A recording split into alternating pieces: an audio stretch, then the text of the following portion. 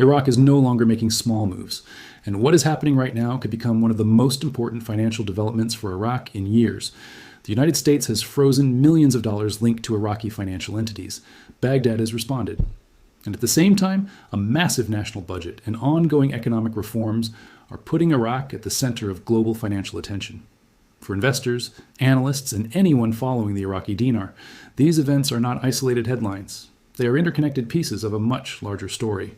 A story about economic pressure, financial reform, and Iraq's attempt to reshape its future. To understand why this matters, we first need to look at what actually happened. The United States, through its financial oversight and sanctions compliance systems, restricted access to millions of dollars connected to Iraqi institutions. At first glance, this may sound like a routine financial action, but for Iraq, the consequences are far more significant. For decades, Iraq's economy has been heavily dependent on the US dollar. International trade, foreign reserves, and banking operations all rely on access to dollar-based financial systems. When Washington tightens control over that pipeline, the effects are felt throughout Iraq's economy almost immediately. Yet this time, Iraq did not remain silent. Instead of simply absorbing the pressure, Iraqi officials accelerated discussions about reducing dependence on the US dollar. The Central Bank of Iraq has increased efforts to expand trade using alternative currencies and strengthen financial relationships with regional partners. This shift did not happen overnight. Back in 2023, stricter U.S. oversight of Iraq's dollar auctions created instability in currency markets and pushed the Iraqi dinar under pressure. Iraq struggled initially, but those challenges forced the country to begin modernizing its financial system. Today, Iraq's response appears more organized, more strategic, and more deliberate. And that change is something experienced observers have been watching closely. The Central Bank of Iraq now finds itself under pressure from two directions. Externally, it faces restrictions on dollar liquidity and increased scrutiny from international financial institutions. Internally, it faces growing expectations from businesses and citizens who are concerned about inflation, import costs, and overall economic stability. The official exchange rate remains around 1,220 Iraqi dinars per US dollar. However, differences between the official rate and the market rate continue to create challenges. Every statement issued by the central bank, every policy adjustment, and every change in currency auction activity has become a crucial signal for investors attempting to understand Iraq's next move. But perhaps the most important factor isn't the banking system, it's Iraq's budget. The country recently approved a multi-year federal budget framework, one of the largest in its history. The budget assumes oil prices will remain strong and government revenues will continue flowing at sustainable levels. That assumption is critical because Iraq's economy depends heavily on oil exports. Oil generates the majority of government income, funds public salaries, supports infrastructure projects, and helps maintain foreign currency reserves. If oil revenues fall below expectations, Iraq faces difficult choices. The government could reduce spending, increase borrowing, or reconsider aspects of its monetary policy. None of these options are simple. This is why Iraq's budget cannot be viewed separately from recent U.S. financial actions. They are connected. The government is managing external pressure, currency reform, budget commitments, and international expectations all at the same time. And while this creates challenges, it also reveals something important. Iraq is actively pursuing structural reforms unlike anything seen in its recent economic history. Now, let's talk about oil, because no serious discussion about Iraq's economy is complete without it. Global oil markets have become increasingly unpredictable.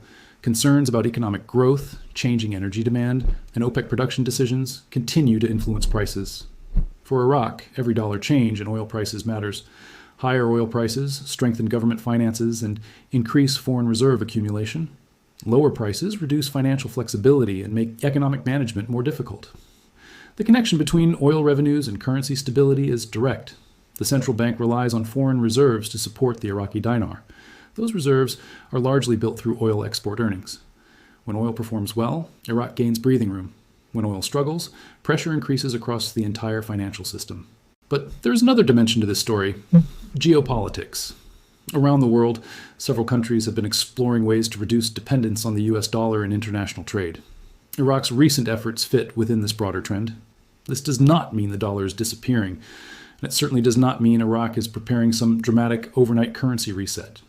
What it does suggest is that Iraq wants greater flexibility by expanding trade relationships, utilizing alternative payment systems, and strengthening regional partnerships.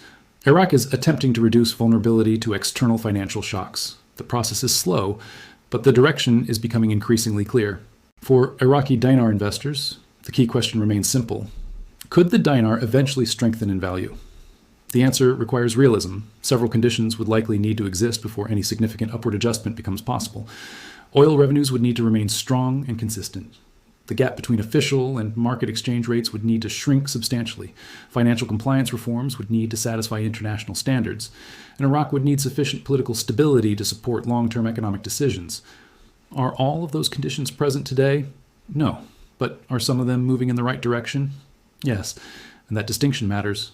Because successful investing is not about chasing rumors. It is about recognizing trends before they become obvious.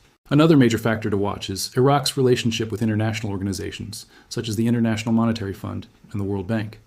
These institutions continue to evaluate Iraq's progress on financial reforms, transparency measures, and economic modernization. Positive assessments from these organizations would send a strong signal that Iraq is moving toward greater financial credibility. Likewise, updates regarding foreign reserve levels could become extremely important indicators of future currency stability. As we bring everything together, the picture becomes clearer. Iraq is navigating one of the most complex periods in its modern financial history. The freezing of dollar-linked funds by the United States represents genuine pressure. The government's response reflects a growing desire for financial independence and resilience. The national budget presents both opportunities and risks. Oil remains the decisive variable that can accelerate or delay progress. And the central bank's decisions over the coming months may reveal more about Iraq's future than any headline or rumor. This is not a moment for panic, and it is not a moment for unrealistic optimism.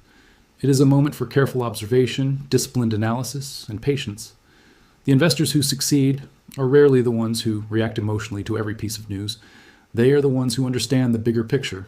And right now, that bigger picture suggests Iraq is facing significant challenges while simultaneously laying the foundation for long-term transformation. The coming months will reveal whether those efforts succeed.